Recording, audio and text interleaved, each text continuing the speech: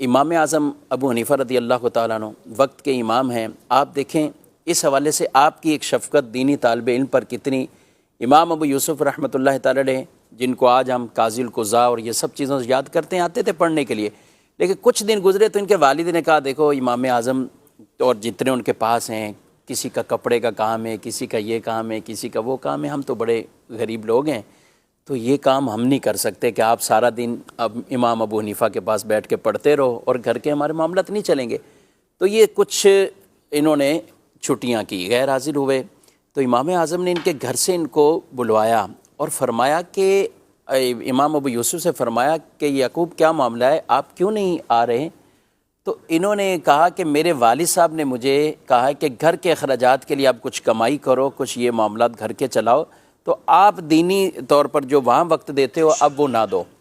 آپ دیکھیں عبدالحبیب بھائی کتنی محبت امام اعظم رضی اللہ تعالیٰ عنہ کو. اس حوالے سے ارشاد فرمایا کہ تمہارے گھر کا خرچہ کتنا ہے، اللہ واہ واہ واہ، کتنا گھر کا خرچہ ہے. یہ معاملات پوچھی، ضروریات پوچھی، فرمایا تم نے یہاں آنا ہے.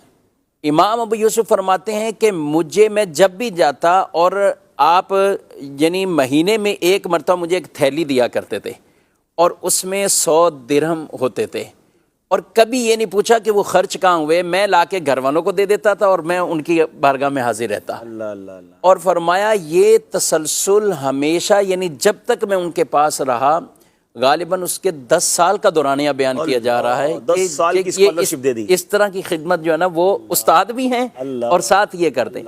آج اپنی جیب سے دی انہوں نے، اپنی جیب سے دیے. اور آج ہم ان کو یاد کرتے ہیں.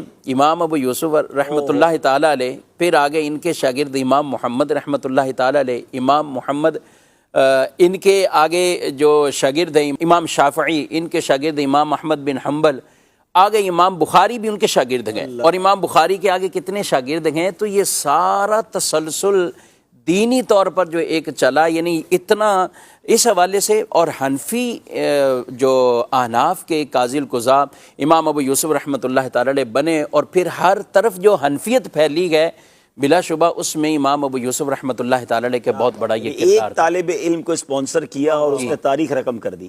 جاریہ کیسا ہو گیا.